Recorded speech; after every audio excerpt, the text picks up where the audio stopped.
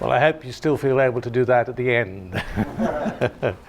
And this is quite a number of people. I think I've done this quite a lot, this particular speech, so I apologise if any of you have heard it before.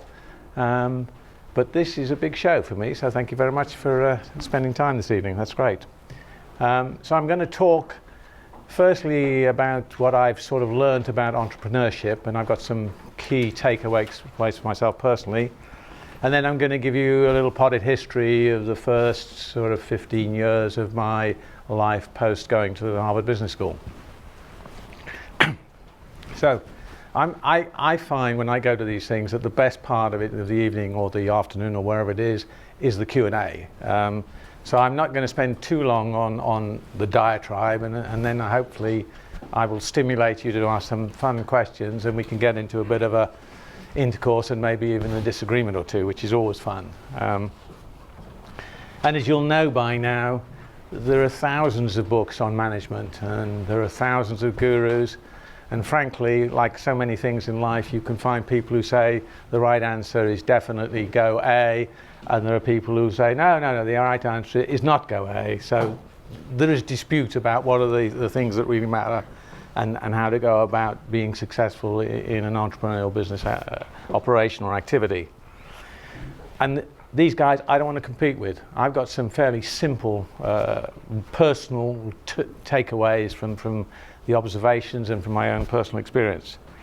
And I've distilled these over the years down to seven essentials, which I'll just list, and some of you will make notes, some of you won't. I don't mind whichever you go about.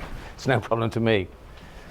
The first, to be a successful entrepreneur, is actually his horsepower, intellectual horsepower. I think you've got to be smart. I don't think I've ever met an entrepreneur who intrinsically wasn't smart. But smart is one thing, but it's not super smart. You have to have that certain level of smartness. And frankly, and I did a lot of interviewing and selection for MBAs to Harvard, you guys I know from the competitive nature thing, you all have that credential, which is great. So you've got a great start if you do want to become an entrepreneur. You're smart. But what you mustn't be is too smart. And I'm sure we all know the guys who are super smart. I employ some of them. They're absolute whiz kids at what they do, but they could never run a business. It's the proverbial story of the piss up in the brewery. And so you don't need to be too smart, and that's fairly key as well.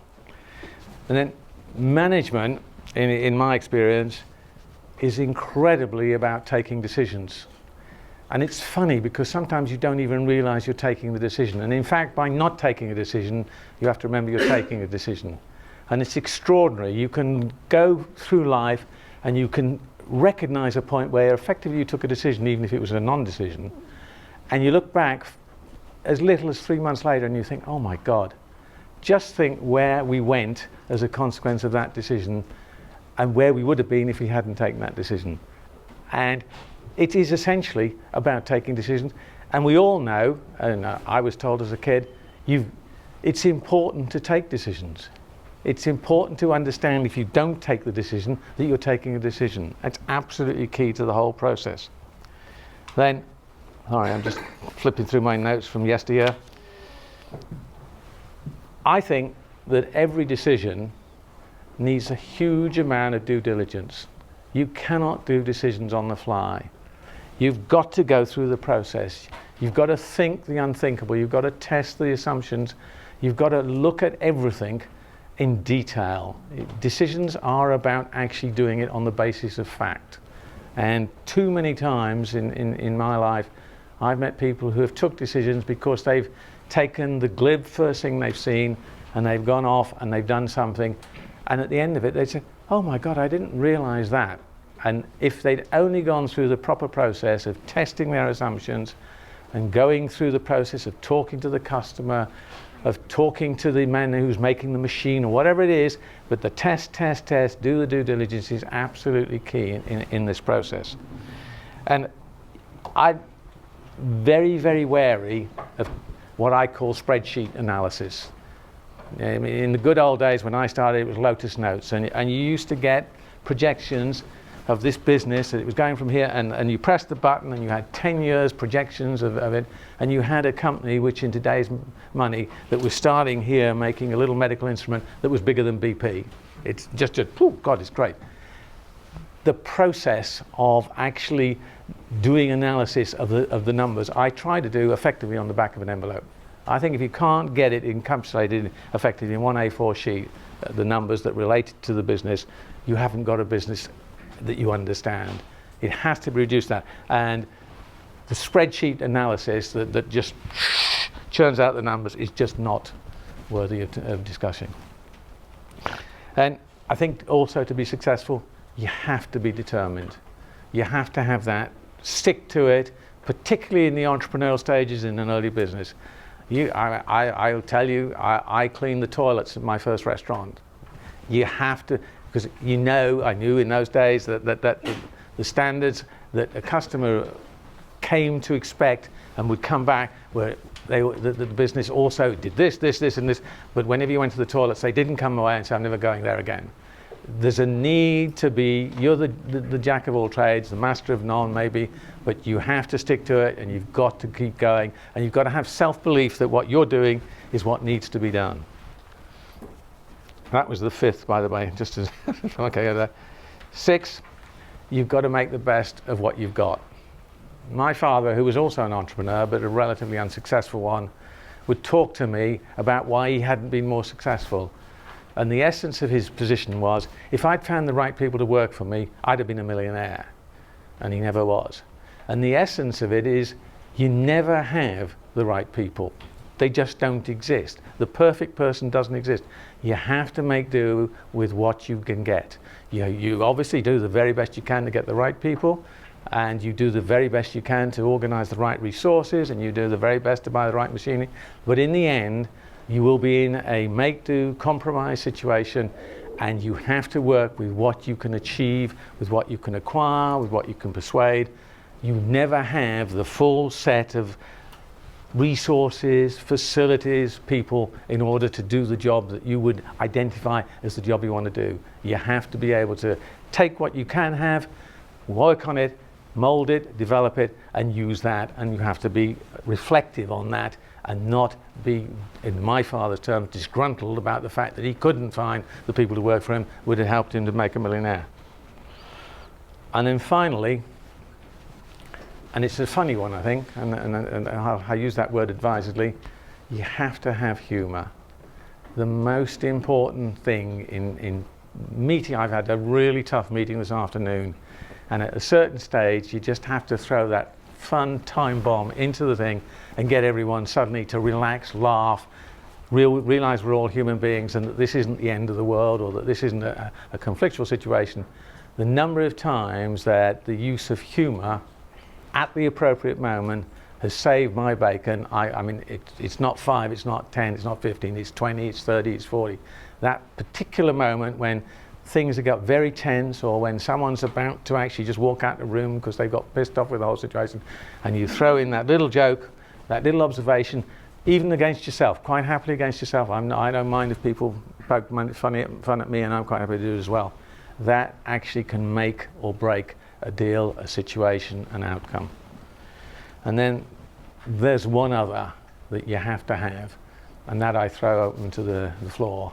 There is another key ingredient to success. And normally I offer 100 quid to the favourite charity of the person who guesses it. You got 100 quid? Yeah. I don't know, can you put your hand up? Yeah, well, that's because they're lucky. Are you? I'll see you afterwards. Thank you very much. And I'm going to tell now my own history, and you'll see the number of times that luck came into it. Now, I know the maxim, we all know the maxim about you make your own luck, and in some senses, of course, that's true. In the sense that when you have a bad luck set outcome to something, then you go around it, or you hope to. But for instance, how many of you remember BSE as a disease of cows? Yeah, I backed a guy with a hamburger chain startup about 6 weeks before BSE. We went bust. There were no customers for hamburgers for about a year. That was incredibly bad luck, in my opinion. The guys carried on, and he has another business, but that sort of event is something you have to reflect on. In some senses, I think you could argue that all entrepreneurs are mad because they take on extraordinary risks, and they need an element of good luck in order to come through it. So my history, as I alluded to earlier, my father was a small entrepreneurial individual in a manufacturing business in the Midlands. The natural thing in those days, if you came from an entrepreneurial business in the Midlands, it was a family business. My uncle was in it, my cousin was in it, was that you would go into it. My father was very, very keen that I didn't go into it, which I owe him a huge debt of gratitude. He said, you're too clever to come into this business. It's too mundane. Go out and do something better for yourself. But that early stage, those early sort of, I suppose, 10 years from well, maybe not as many as 10, 7 or 8 years, from age of 10 to 17 or 18, I was completely imbued. The entire family, my father was one of 13. There were 12 brothers, and every one of them, either together with others or not, or on their own, had little businesses in the Black Country in the Midlands making things. So I was imbued with the thought that I was going to be an entrepreneur, that I was going to have my own business, and that was really all I wanted to do. And in that context, I used to read, in those days even, there was the magazine that's still around. I don't know if it's actually in paper anymore, but Investors Chronicle, I used to read that about business. I'd read the business section of the newspapers. I was fixated on business, and I was going to go to the Harvard Business School at 15. There wasn't any doubt about it in my mind. That was the place to go. It was in those days, it was one of only 2 or 3 business schools. London had just opened. I'm just trying to think. There was Wharton, then there was a couple of others, and that was basically it. But the premier business school, without doubt, in those days, no, there was never any dispute, it was Harvard Business School. So I was going to go to the Harvard Business School. I went to Cambridge, took mathematics, economics, and statistics, did well. I tell you this only in relevance of personal financing, but from the day I went to Cambridge, I didn't take a penny from my parents.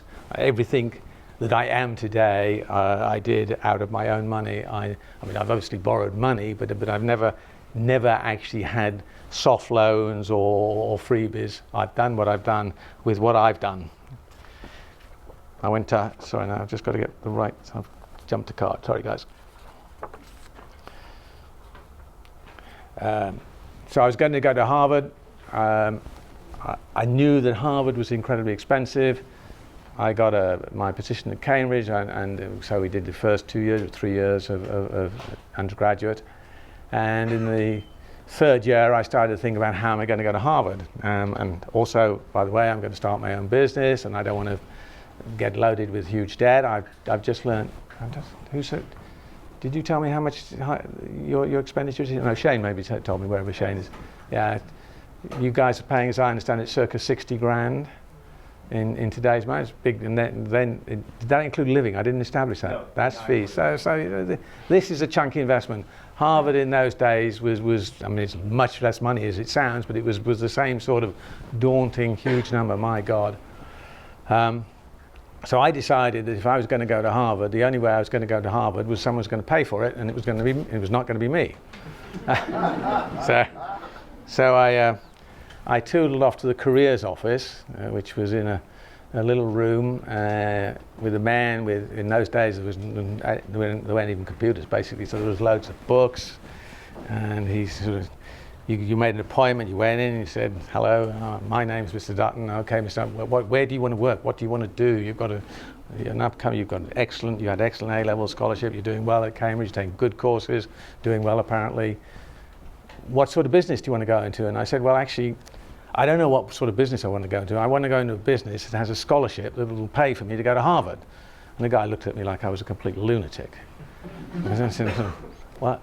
Sorry, I'm a careers advisor. I'm not about funding further education, and so I don't think I can help you. Well, that's what I'm doing. So I've got all these books and all these companies, but I've not heard of anyone. Anyway, so I went off and sort of tailed it between my legs and chatted with some other people and started thinking some other ideas. And about a week later, this guy rang me up, and he said, by this stage he was calling me David.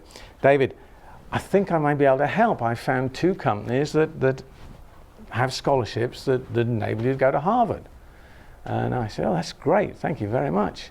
And he said, you know, I can give you the names. I'll just take the names down. So the 2 names were Esso Petroleum and Clark's Shoes. Now, presumably, are you all familiar with Clark's Shoes as a matter of interest? Yeah?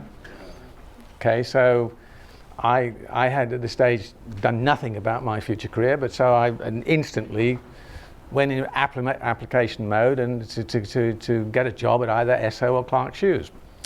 And Clark's were first.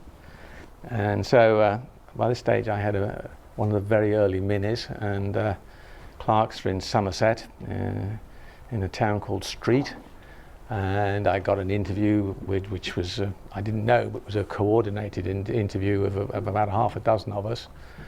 I drove down the street, there for 10 o'clock-ish, say, and we went in and signed your name and all that usual stuff, and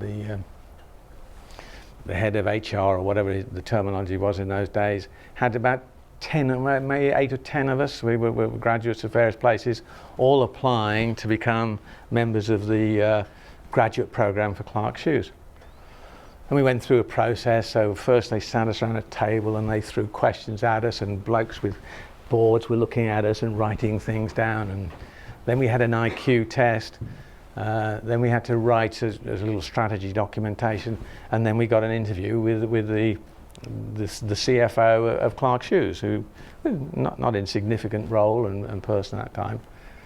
And we'd gone through all this process, and so I go in for my interview, and the man from Clark's Shoes, I can't remember his name at all, said to me, he said, "But I don't mind asking you something, Mr. Dutton. We're very, very curious as to your application to work for Clark's. See, your whole background, I mean, you don't need to come to a company like this, you know, it's just quite extraordinary, really. I mean, you've got incredible capabilities, and you're way beyond anyone else that's been in the room, as you've probably picked up. I mean, you're just streets ahead.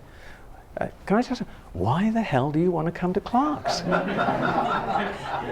And I said, well, it's terribly simple, actually.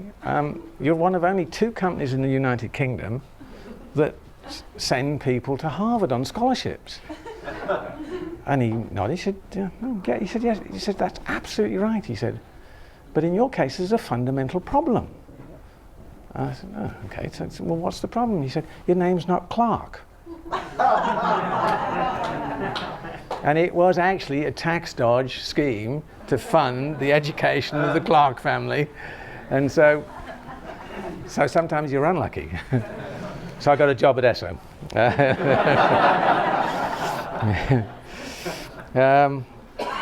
And Esso had a similar scheme, and in the interview process I established they had a scheme called the Teagle scheme. Esso, I have to be a little wary here because I think about asking the question.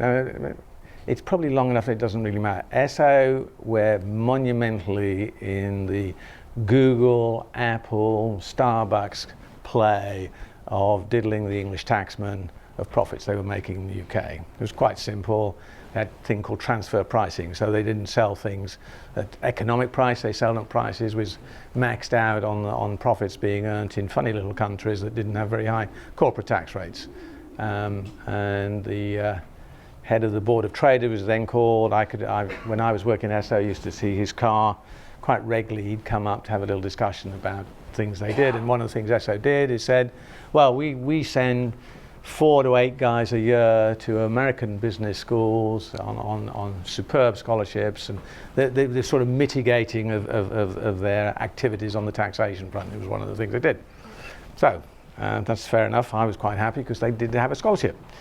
So I duly applied for this scholarship, and I'd been with them about 2 years, 2 and a bit years, so it's just coming up to 2.5 years, I guess, and I duly was confirmed as I would be a recipient of this scholarship, and it was an extraordinary scholarship because they paid all fees and they paid you £5,000 a year.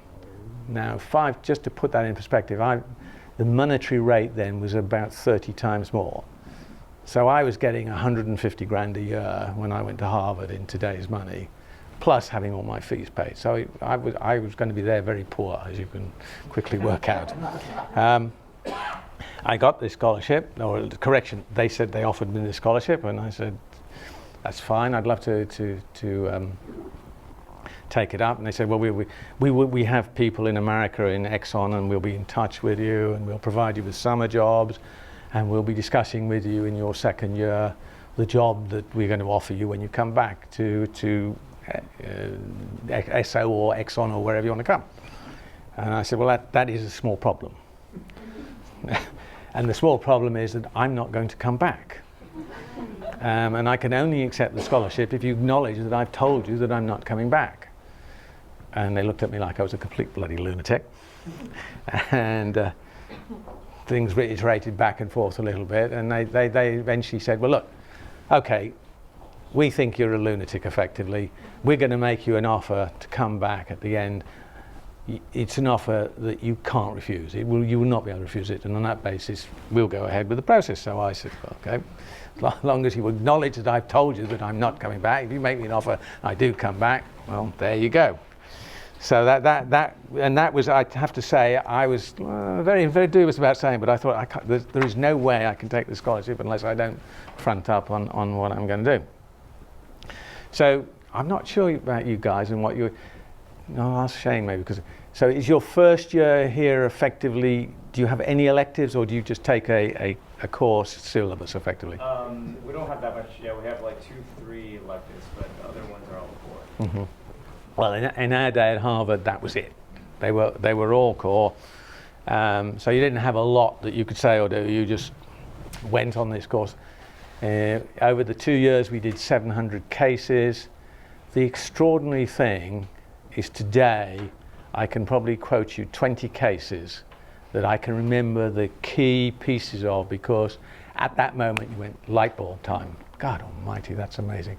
And you learn something, and you've carried it, and I've carried it for the rest of my life. And there are about 20 cases like that. It was extraordinary in that respect. It was a brilliant quasi-work experience that you went through, because you put in so many different circumstances. And one of those cases was a case about another Harvard guy who graduated about 3 or 4 years before me, and it was called CVS. And if you guys are in the States, you'll know the CVS drugstores. And this guy had recognized that the drug store marketplace was actually very hidebound and not very consumer focused. And he started CVS, consumer value stores they were called, and then they became CVS. And he started the first one, and I read this case. He started it, and he did it in downtown Boston on God, what's the street Filene's was on? Anyone remember what Filene's was on? The street? It's not. Anyway, downtown Boston Street, Boston. And it was very successful. He got the money together. He opened the shop. The shop was very successful. And he was off to rock and roll, and so he thought, oh God, that's okay. And he went up the street to the Prudential Center, which is no more than 2.5 miles from Boston Street, and he opened his second one. And then I forget whether the third one, doesn't really matter. And the third one. This case to me was a revelation, because I'd spent hours talking to my father about how he could get more sales. He was growing at 5% per annum, and all the time Dad would say, well, I've got to invent a new product, I've got to create a new product, there's no way I can deal with this other than creating new products. My father was vexed about his inability to grow his business. Here was a guy who had an idea, he plonked it there, worked very well. Next minute he's twice the size because he's got 2 on there. And then he's another 3 times the size he started out because he's got 3. And the eye-opening impact to me of that geographic expansion being growth was extraordinary. So from that moment on, I was a retailer in my mind. I was going to invent some sort of retail operation.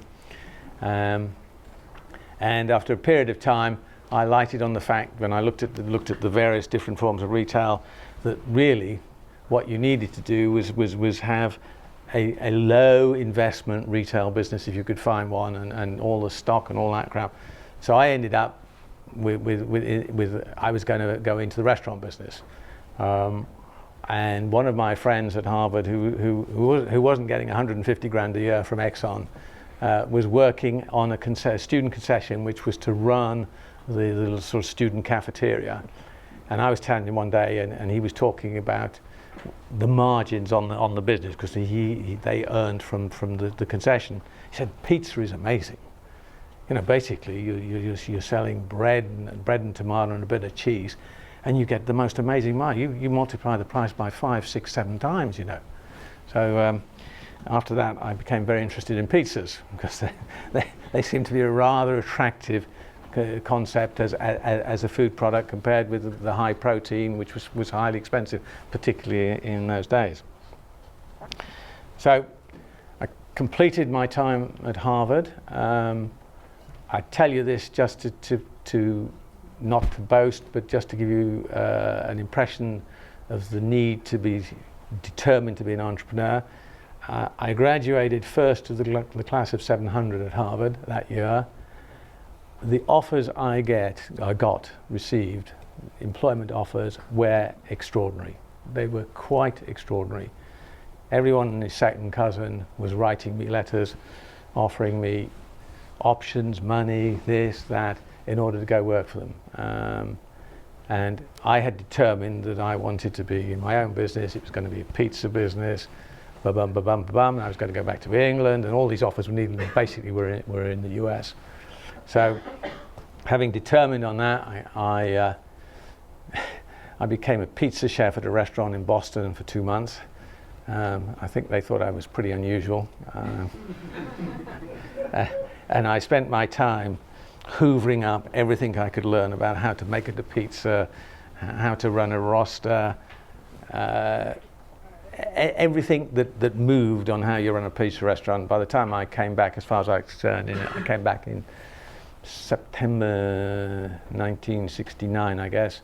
I knew how to make a pizza, and I was ready to rock and roll, except, of course, that I had no money. So the next stage of the process was to raise some money. And so I came back, and I'd been fortunate because one of the people who'd written to me during this graduation process was the I think his term was he was secretary of the finance committee of what was then called Associated Newspapers Limited, which were the publishers of the Daily Mail, and there was no Mail on Sunday in those days. Daily Mail and the Sketch, I think it was called, but anyway, whatever it was. And he had written, because he'd been to Harvard Business School, and he was looking for his replacement, because he wanted to leave. Anyway, we met, and it was very clear in about 30 seconds that I didn't want the job, and he recognized. But he said, well, we might be able to help you. You never know. Maybe you should come in and present to the Associated Newspaper. We do occasionally we make investments in other things, and so why don't you come and make a presentation? So, having done my bit as a pizza chef, I then went back to my Harvard training of trying to produce a business plan for opening a pizza restaurant. And in December, I guess, of that year, December '69, I presented to the Associated Newspapers Finance Committee, to the second Lord Rothermere, and we're now on the fourth, and a coterie of management. And I have to say, I did a pretty crap job of it. I was slightly nervous, and I was getting slightly tight on shekels, and so there was sort of feeling of urgency about the whole process.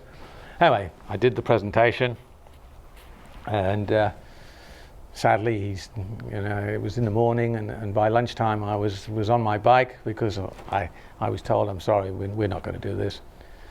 And I rang up someone who some of you may remember. You'll know Rocco Forti. Anyone know Rocco? Yeah, okay.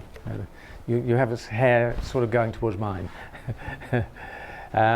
Anyway, I rang up Charlie Forti and said, I've just graduated from the Harvard Business School rather well, and I've got this idea, and perhaps I could come and see you in the afternoon. And interestingly, this little nugget of information about my success at Harvard opened any door. And I'm on the way in to see Charlie Fordy, and I ring my wife. And in those days, you used to go to a thing called the telephone box, and you used to put money in a machine, and it clunked through, and if you were lucky there was someone there, you got to talk to them. If you were unlucky, you lost your money and all that sort of crap. But anyway, long and short, I got it, and she said, "You've got to ring Mr. Shields. It's been approved." And what's been approved? Well, the presentation, they've approved the money. So, holy shit. Okay, so I ring Mr. Shields. He said, yeah. He said, Esmond, which was his name, Esmond had gone back for lunch after the finance committee in the morning, and he had a house looking out over Green Park, or an apartment. And this is slightly anecdotal, and I have no way of verifying this, though I have talked to his grandson who thinks it probably is true. But anyway, the long and short of it is that Esmond had married probably his third or fourth wife, which was a marriage of somewhat of convenience, because he'd married the daughter of the Hamilton brothers, who were the most successful undersea exploration for oil and gas company in Texas. And Esmond had met and ended up marrying the lady, what became Lady Hamilton, and she was pretty bored with life in England, but I have to say that they were very successful in the North Sea, because in fact the Daily Mail Group brought the first oil out of the North Sea. But the long and short of it was, they sat down to lunch, and the story goes something like, "Well, darling, what did you do this morning?" And Esmond says, "Well, a bloody finance committee we had this morning. It's, the usual boring bloody thing. Oh God, I hate it. Well, was there anything interesting in it?"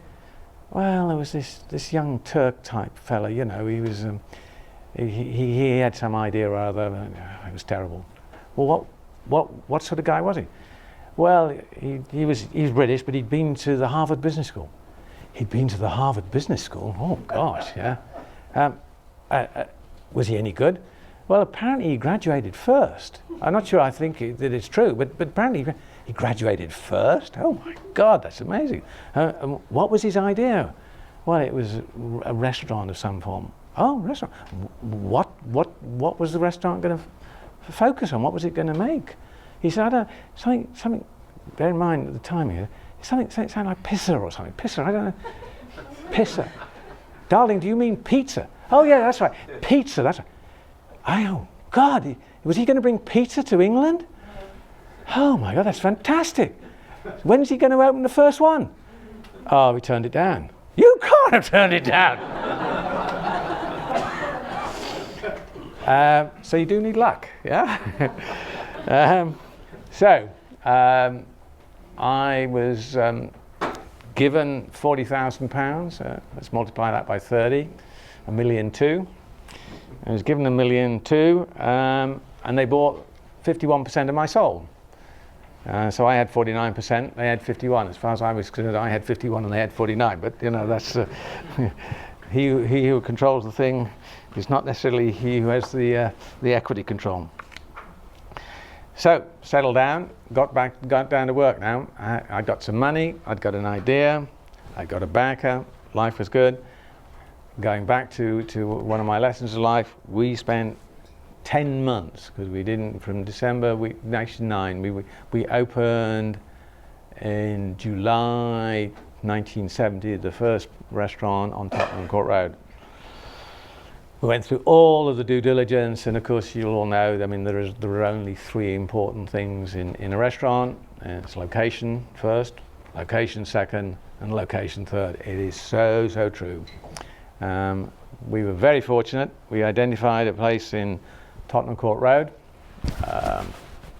Sorry, I've actually jumped the story. So one of the things I did do, and it's another lesson for us all, I think, is of the 51%, I went out and hired 2 of the best people I could find who'd be willing to sacrifice their careers and their lifestyles to join me, and I gave them equity. So I got an operations guy, and I got an accounting guy, CFO you'd call them nowadays. So there was a trio of us. There were obviously some other people as well, but and those guys all took equity out of it. In the end, I ended up with just about a third of it, and I gave away the rest.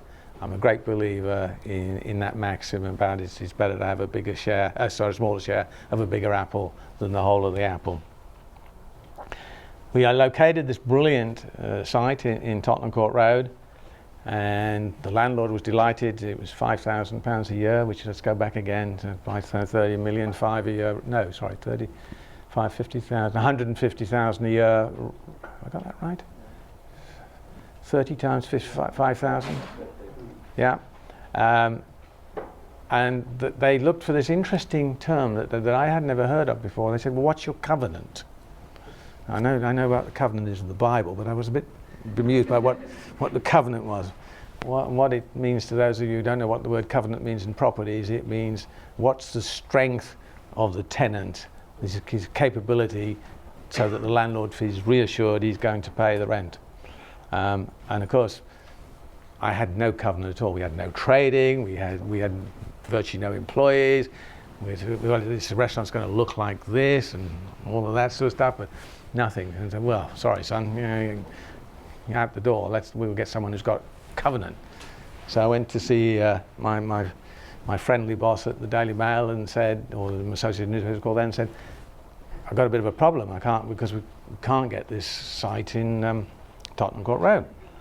And I'd already talked about it. He agreed it was a great site. It was just by UCL, and it was plenty of foot traffic. So he said, oh, we'll take the lease. And I said, you sure? He said, oh yeah. He said, leases are assets. 21 years, minimum rent 5,000 a year, 7-year upwards only rent reviews, it's an asset. Oh boy, did we learn that lesson in 1974 et al. Anyway, hey ho. As far as I was concerned, this was good news. Now, today, someone providing that covenant would probably charge you 20% of whatever deal you had. They just said, that's fine, and they signed the lease. So again, you know, that if that isn't luck, nothing's luck, but it's what happened. So, we opened the restaurant in 1970. It opened with, I put some projections down for the CFO of Associated Newspapers. He thought I was in cloud cuckoo land. We exceeded them dramatically. The restaurant cost £13,000 to build, so we got to do the multiple £500,000 I guess. And in the first year, it made, I just remember myself, £18,000. It was better than 100% return on investment. We opened 2 more before Christmas, 4 the next year, and we were off to rock and roll. And we opened at the rate effectively of 1 restaurant a month for 8 years. I had a hugely committed team, hugely. We had, I'd like to think I developed, but I know there were others who did as well, but I developed the concept of KPIs. We had, and you know, those are complete, those 3 letters, if you'd said in 1970, I've got what are the KPIs for your business, the guy, you all right? KPIs? Yeah. Don't know. Yeah. Hey ho. So every Tuesday night, we had a management session which started about 8 p.m. in the evening, and we had the accounts for every restaurant that we owned in the UK by 8 o'clock, and we brought down the area managers from Manchester, Newcastle, up from Bristol, and we literally had the profit and loss and all of the key costs related thereto for every restaurant up to Sunday evening. Every manager took stock on a Sunday evening. That was collected along with all of the takings and all of the bank information, the wages sheets. It all came into the office in London, and literally from Monday 8 a.m. in the morning through until Tuesday about 6 o'clock, we produced the accounts for the business. We knew what the business had done, what effectively its balance sheet was on a Tuesday night. And we sat down with the area managers on a Tuesday night about 8 o'clock, and we had a 2 to 3 hour session. And if there was any issue, we were on it, and it was no more than 48 hours out of date in a sense, because the problem had started in that previous week. It was fantastically successful. I'd always thought I'd be a millionaire by the time I was 35. I missed by about 6 months, but I duly said to Associated Newspapers, you know, I've done this thing for nearly 8 years. I'm bored to tears with the bloody thing. All we do is turn this handle, we put another restaurant in. I'd like to do something different. I think we should sell. The deal I'd had with them is that either party could put their hand up at any stage and say they'd like to sell. They said, you're a fool, you shouldn't do it. And I said, no, no. They said, you won't get the money. I went through a process. I found someone who was willing to buy it. They said, oh, if you're really serious, that's not enough money. We'll go find someone to sell it to. And they went off, and they found someone through the various contacts. By then I was on to the next Lord Rothermere, via Harmsworth, and they found a public company, United Biscuits, and United Biscuits in 1978 bought the entire share capital of the business for £4.4 million. So I got a little over £1.5 million, which you can do the multiples on again, work out how much I made. I won't. Was that the right decision? It's tricky to call. I'd had enough of that particular business and wanted to go on and do other things, which you'll see from the little bit of the CV you've seen there I've done. There's no doubt I likened myself to Bjorn Borg. Borg was a fantastic tennis player, extraordinarily successful, and basically he's bust today because, in fact, he was just on the cusp of great tennis players earning extraordinary money, but he didn't. I was just on the cusp of great entrepreneurs making extraordinary money, but I didn't get it. If I'd waited another 3 or 4 years, I'd have probably tripled, maybe even fivefold what I earned. But on the other hand, I was very content. I had what I call my FU money. I never, from that moment on, have had to worry about whether I was going to satisfy someone or whether I could do something. If I want to do it, I can do it. And hell, that's my history of that very early period. And I'm open to questions. Thank you.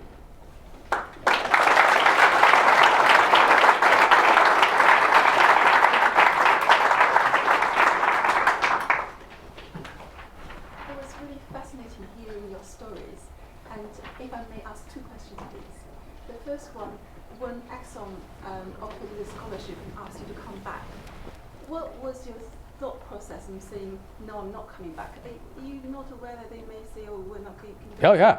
Oh, shit, yes. No. I did my best to establish that... Let's flip back a bit. I knew, because actually I'd written some of the early software programs, call it technology now, don't they, not software, the early software programs to work out what the transfer pricing should be for product moving around Europe. So I knew the extent to which Esso in those days was maxing out on effectively reducing its liability to UK tax for the profits made in the UK. I knew, because again I did some work for them, that we bought huge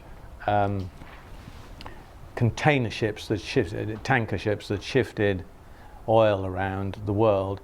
Most of them were bought in the UK because the UK had the most extraordinary grant structure, which was granted, which effectively provided between 10 and 40% of the capital cost of those tankers as a tax refund. Those tankers were not built in the UK. They did not provide employment to the UK. We used to put the funnel on in the UK, and then it was entitled to go make an application for the grant. There were the usual tricks of big corporations in relationship to tax authorities. So I knew that the Teagle scholarships were actually one of the pleadings to, well, actually, but we do a lot for the UK, and we send these guys to Harvard or to wherever, and we encourage them to come back and all that. So there was a bit of me that knew as long as I didn't irritate too much, actually their core objective was actually to find suitable students who could get in. I mean, not everyone can get in, and fund them going to the States. So that was, and then in the question and answer when they said, "Oh, you were," and we expect you to come back, I said, you throw a little. Well, is that really necessary? You start, and in the end, you can get to the stage. Well, actually, I don't think I'm going to come back, and I can only accept on the basis that you've heard me say that. And that, so I didn't say thank you very much. I'm not coming back. Thank you. Okay. And also, you said you talked about 700 cases, and you still remember 20 of them. Yeah. Can you share some of your most favourite cases? Well, I've given you one. One that really interested me was about labour relations, and the essence of it was a South American business in mining, and the company was having incredibly serious problems with labour and disputes, and it decided. And I thought it was quite extra. I mean, it was just so alien to me. I'm a Brit and union bound in the UK in those days, before Maggie Thatcher did what she did. This company actually encouraged a union to come in and paid the union official to work for them to unionize the labour in order to get a responsible union relationship and therefore get a representative of the labour force in a position where the labour force reacted to that person and obeyed them to a degree, so they could have someone they could negotiate with. That was an incredible learning to me, because frankly the UK labour laws were such that divide and rule was the only basis on which most businesses survived in those days. So that was one. Sales is all about selling confidence. I can remember a case in relation to that. So really the most important, and I'm talking about B2C sales, what you're really selling is confidence in the consumer that it's a suitable product for them. None of us do the real testing. I mean, okay, sales later on you might go around, but actually getting someone to stop and pick up that soap detergent is about imbuing confidence in the person. That's the product for them, and it's almost not about the product. It's about the feeling for it. Oh, that's all right. It does the job.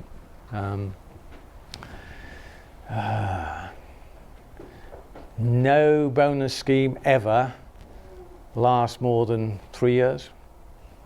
We all pervert bonus schemes. Everyone does. You work out how to game it, and so you spend your life. You get the perfect bonus scheme. Forget it. It doesn't come out. Sorry, I'll try and go around the room, so maybe I'll spread 1, 2, 3, 4. Okay, so you tell me which I've done, yeah? 1, 2, 3, 4, right. So you mentioned kind of while you were in Boston and the pizza side of things kind of appealing to you now. I'm wondering kind of the world. Senior pizza in Malden. Yeah, well, the world's come a long way from kind of now with food kind of being all over the place. Oh, yeah. And your investments now in property and things like that. What are the things that excite you from either an investor perspective or an entrepreneurial perspective now and in the future? I won't give you ideas. What really excites me now? No. It's. I mean, I do make one statement. I've made it a few times, which is I think you can make money out of anything. I mean, you can take plastic bottles and you make money out of it. I tried to buy Highland Spring years ago, and I thought, God, that's a great idea. What a great name! You know, almost anything. What really, I suppose the thing that, I mean, I'm bloody old. The thing that most I get probably the biggest kick out of is engaging with people who are in your age group, enthusiastic, wanting to do something, wanting to, in many cases, earn a lot of money out of creating something and developing it, and then eventually selling it. I greatly enjoy the interaction and the toing and froing and the helping in that process. I think that's just great. I do a huge amount of that at the Daily Mail Group, and really enjoy it. But I don't. ideas. I personally, in my own personal investments, I don't like to invest in something I don't understand. And in fact, most times in things where I've been approached and I don't understand them, I've noticed they fail. If a person can't, or a group of guys can't explain to you in reasonable detail so that you understand why it is that this is what it is and what it is. I mean, the internet was shrouded in mysticism in the early days. Now it's relatively straightforward business nowadays. It's tough, but it's relatively straightforward. How did you deal with competition after you entered the pizza market in the UK? I hid. Whenever anyone came to see, I was essentially unique. There were 3 pizza restaurants in London in those days. They were all Pizza Express. There was a guy called Boiso, Peter Boiso. He'd got the idea because he was a student of, I think he was at one of the London University. He'd been selling pizzas at the Vatican in Rome, and thought these are just great. And he came back and he opened 3 restaurants. They were on Fulham Road, Museum Street, just by the British Museum, and one street in Soho, which is still there on the corner. And he had 3 pizza restaurants, and I went to see him and his partner. I thought I ought to suss out the competition, and he was sitting in his office. It was on Charlotte Street, and it was first floor above a shop. And I said I'd made the appointment, and I came in and he said, "Oh, very interesting. You want to go in the pizza business?" I said, "Yeah, and I think you're doing a very fine job." He said, "What's your idea?" And I said, "Well, I'm not going to be like you, because his were very trendy places, and he sold principally to foreign students. If you did the analysis," I said, "Well, I want to sell to Mr. and Mrs. Jones in High Street in Bolton." And he said, "You want to do what? Pizza? Bolton?" So I said, "Yeah." I said, "This is my plan," and I mean, I could go through lots of bits of the plan, but so I left. Well, I met Peter, I suppose, about 10 years later after I'd sold out, and he remembered me. He said, "You know, when you came, I was so astounded by what you said, and so amused by it. I went up to my partner upstairs, and we broke open a bottle of wine, and we drank to your failure. We were so confident." But basically, very early on, The Economist came to see me and wanted to do an article on when we got three Pizzalands, and they were the only people who ever came to see us, and I basically refused to give them an interview. We hid right. There was. It's interesting. Most guys who were in those days, and I think probably still true today, they sort of feel that they've got to be macho, and the part of the deal is the PR and all that. We just opened it up. Our advertising was paying $5,000 a year on Tottenham Court Road. You got just people walking up and down, and then it was simple things like the look of the fascia, and maybe you had some people outside and all that. I mean, that was our core marketing. And I hid from competition. I didn't want anyone to be following me. I wanted, and literally, till Pizza Hut came in about 6 years in from the States, there was nobody. They just left me alone, and we were making 150%, 100% return on investment for each restaurant we opened. It was monumentally profitable. It was making £1 million in 8 years' time. I mean, it's huge money. Just astonishing. There's one somewhere there. Sorry. Yeah, Colin Speller, Angels Den, like Dragon's Den, but nice people to do business with if anybody's looking for investment. But one insightful comment about you only invest in things that you understand, yeah. Totally understand and agree with that. What are your other 3 top tips for anybody here looking to approach an angel for raising investment? This is very disrespectful on angels. They're all greedy. I tend to advise that you put pretty well the most optimistic business plan together you can put, and be quite happy when it's knocked back. Because if you go back, for money the second time around, you'll always get buggered. In my experience, there are very. I mean, I'm not an angel of that nature, but I've seen so many guys hard up against it when it doesn't quite work out as they anticipate.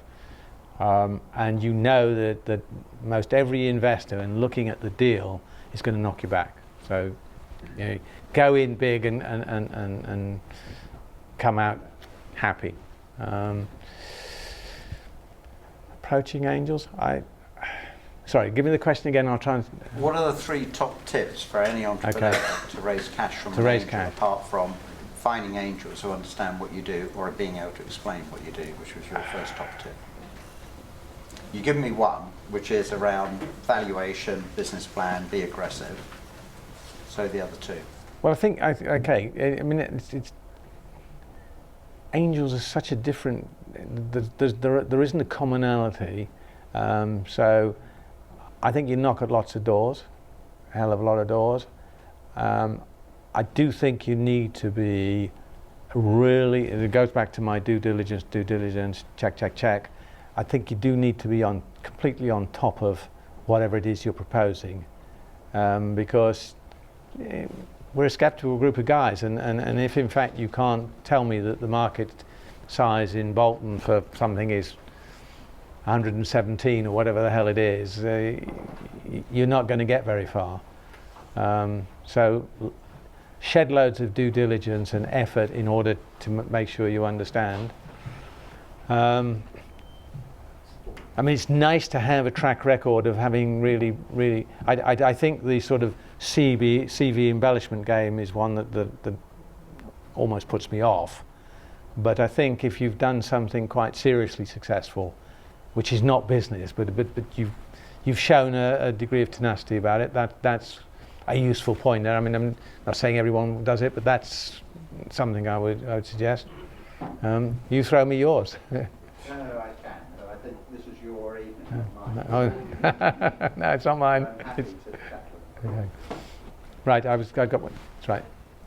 David, would you say you had the entrepreneurial spirit since you were a kid, or something that developed over time, and especially accentuated by the fact that you went to a business school? I went to a business school because I had an entrepreneurial drive.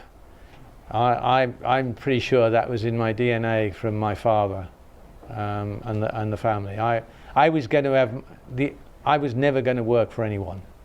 I was going to have my own business from 14, and Harvard was merely a way of making sure that effort I was going to put in was going to be done professionally and properly. I was going to get imbued with the knowledge and the capabilities in order to be able to do it. By the way, when I came out of Harvard, there was 700 in the class. I think there were 6 of us who didn't take a job. I mean, this concept of entrepreneurism, which now is absolutely the vogue, if you go to Harvard now, it's 6 who take a job, sort of thing. I mean, it's not quite, but that. I mean, there were very, very few of us who didn't take the Luca. I've just got a follow-up question on that. So, what is the one key takeaway that you got from Harvard Business School that you have used throughout your life? Well, I've tried to give you some bits of it, I guess, here. The one key one. Oh, geez, that's tough. And I mean, Harvard opened doors for me to get to raise finance. Harvard gave me the framework to analyze what I was going to do, how I was going to do it.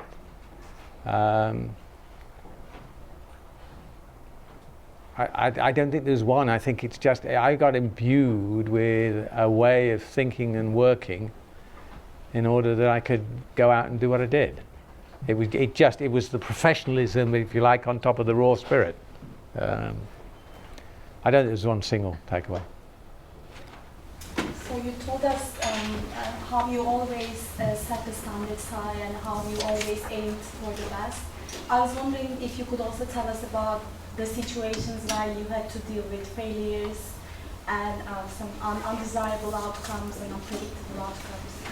Yeah, so can I hear the first 2 bits? And You told us how you always aimed for the best. oh, right, okay. But sometimes I presume you had to deal with some failures and you had to get up the next Yeah. morning. Okay. The two biggest events, one was truly tragic and very nearly finished me.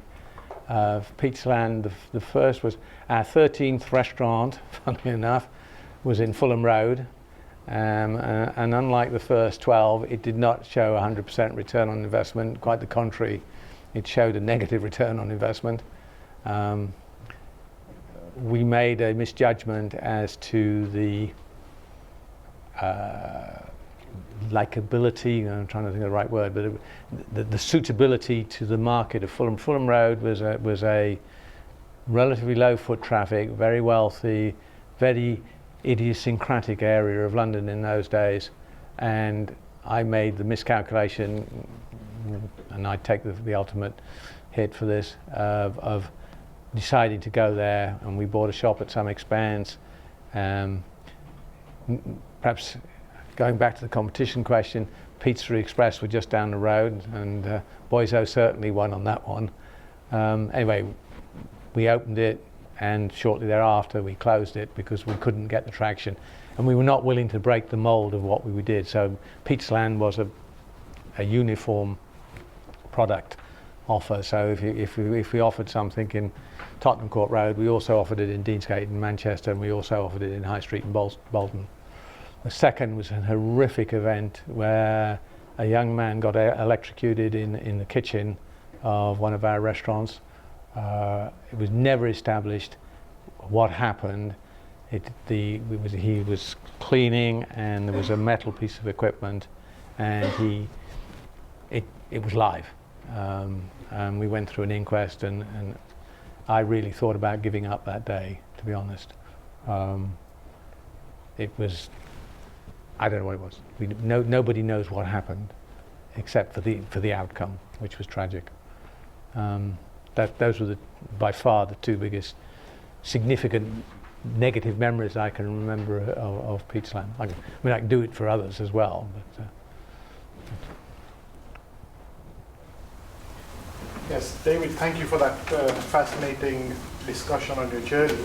What I wanted to ask you was, when you were in Boston and you were at Harvard, and you settled on the idea of pizza, how sure were you that this was the big one and you were going to make it, or did you go in with a bit of doubt about the possibility of succeeding? Oh no, you have to be. Yeah. I thought it was very interesting. Pizza. Sorry, let me just retract to what the world looked like in those days. So basically, we were a poor country, and society didn't get very well fed. I can't remember the exact stats, but even in 1970, Americans ate one meal out a day on average, and Brits ate one meal a week out on average. So this just gives you some stats. The basic fodder that people ate was what I used to describe as meat and two vegetables, meat and two veg. There was a company called Luncheon Vouchers Limited, because there was a tax concession whereby companies could give their employees 3 shillings, 15p's worth of luncheon vouchers a day, without attracting a tax imposition for that. So they were very prevalent. And on the whole, if you went and spent your luncheon vouchers in any form of restaurant and getting meat and two veg, you were way more crowded than you guys are. It was pretty bloody basic, and it was not a great experience. You were just literally taking in carbohydrates basically to keep you going for the rest of the day. Pizza in that context was extraordinary, because you took this one round piece of dough, and flour was cheap, it was subsidized by the government.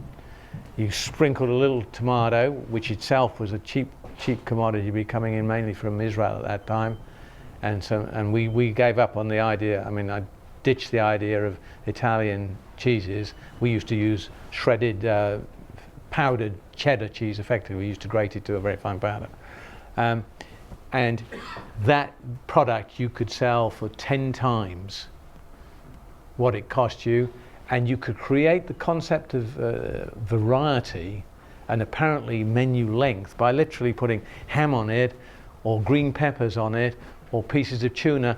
And so when you looked at your menu, it had 20 items on it. In reality, it had one item.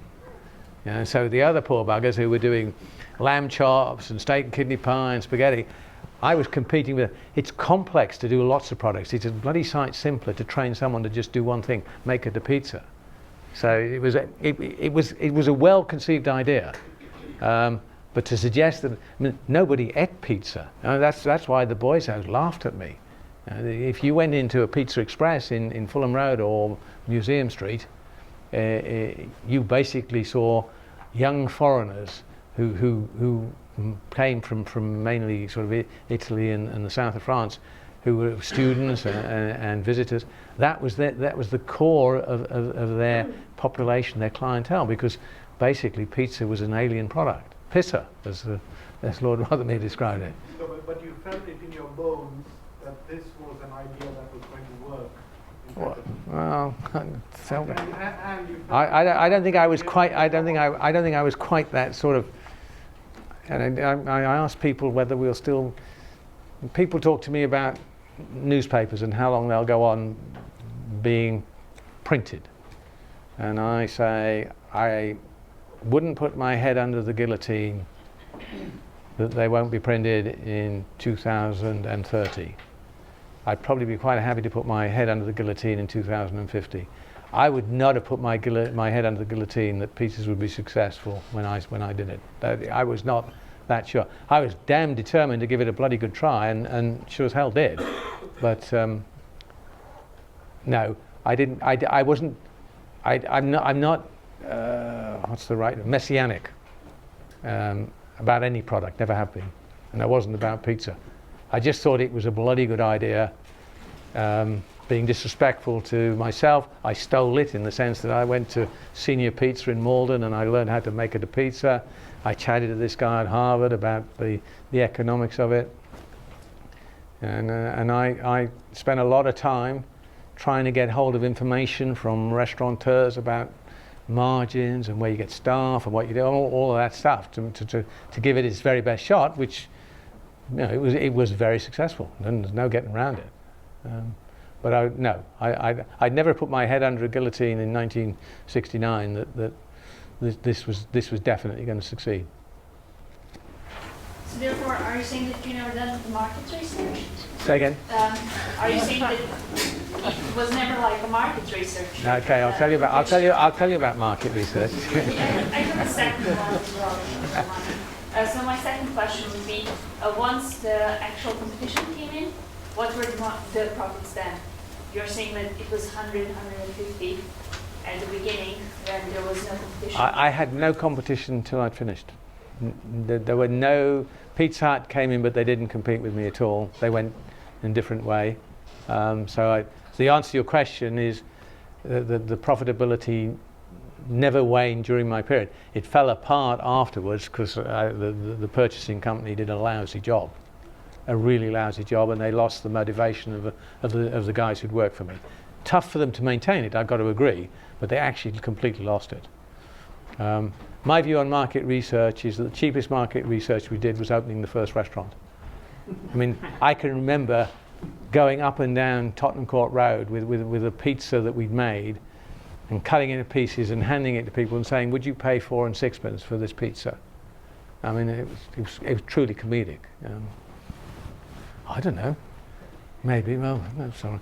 It would have been a complete waste of money.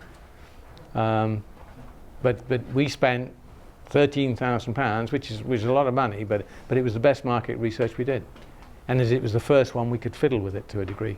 I mean, we didn't open the second one till late October, so we had, and the main thing to be fiddled would be the menu. In that term, we'd got a decor that people really liked, so we fiddled with the menu. Everyone, please join me in thanking David. Thank you.